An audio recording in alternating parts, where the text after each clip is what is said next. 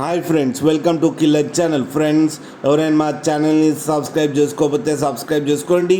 ఎవరైనా మీ డాగ్స్ కానీ మీ పెట్స్ కానీ అమ్మాలనుకుంటే మా ఛానల్ త్రూ మా ఛానల్ వాట్సాప్ నెంబర్కి మెసేజ్ పెట్టండి. ఫ్రెండ్స్, ఇవాళ మీకోసం show quality Punjab line heavy size Labrador puppy తీసుకురావడం జరిగింది. ఇది హైదరాబాద్ దగ్గర ఆరంగఢ్లో అవైలబిలిటీలో ఉంది.